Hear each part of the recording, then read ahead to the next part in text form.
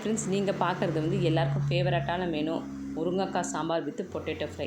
So பொட்டேட்டோவை வந்து இது மாதிரி நம்ம பாயில் பண்ணி கொஞ்சம் கூல் பண்ணி ஃப்ரிட்ஜில் வச்சுட்டா கூட நல்லது. அப்போ தான் வந்து நல்லா பிரியாமல் நல்லா வரும். அதுக்கப்புறமா வந்து கடாயில் நல்லா தண்ணி ஊற்றி கொதிக்க வச்சு ஆஸ் யூஷுவல் எல்லா காயும் போட்டு நல்லா வேக வச்சுட்டு அதோட சேர்த்து மிளகாத்தூள், மஞ்சத்தூள், உப்பு எல்லாத்தையும் சேர்த்து நல்லா பாயில் பண்ணணும். மிளகாத்தூள் வந்து எங்கள் வீட்டில் எப்படியா இருக்கும்னா மிளகா, தனியா, பெப்பர் அண்டு ஜீரகம் அப்படி சொல்லுவோம். அது 4 தான் வந்து ஒரு ரேஷியோவில் போட்டு நாங்கள் அரைச்சி வச்சுருப்போம். இது கூட கொழும்பு மிளகாத்தூள்லாம் நாங்கள் நிறைய பேர் வந்து அந்த பருப்புலாம் போட்டு அரைப்பாங்க. அந்த மாதிரி கிடையாது. பொட்டேட்டோ ஃப்ரை பாருங்க ரொம்ப ஈஸி தான். ஒரு கடாயில் எண்ணெய் வச்சுட்டு கடுகு, உளுத்தம்பருப்பு போட்டுட்டு மிளகாத்தூளையும் அதிலே போட்டோன்னா அந்த கலர் கொஞ்சம் லைட்டாக சேஞ்ச் ஆகணும்னா பொட்டேட்டோ உடனே போட்டுடணும். லேட்டாக போட்டால் தீஞ்சிடும். ஸோ போட்டு நல்லா ஃப்ரை பண்ணி நல்லா கொஞ்சம் நேரம் சிம்லேயே வச்சு ஃப்ரை பண்ணால் சூப்பர் கிறிஸ்பியான பொட்டேட்டோ ஃப்ரை வந்து உங்களுக்கு கிடச்சிரும்.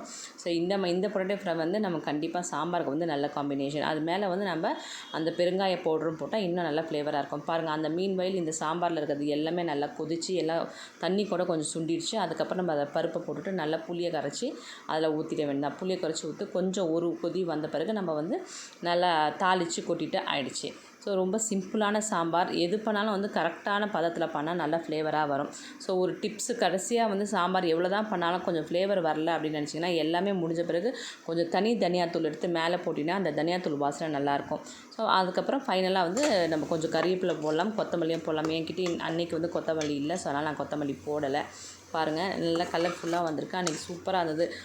பருப்பும் வந்து அந்த அளவுக்கு வந்து நல்லா வேகணும். நல்லா உங்களால் ரைஸோடு சேர்த்து வச்சுட்டு வேகாமல் போடக்கூடாது. தனியாக வேக வைங்க.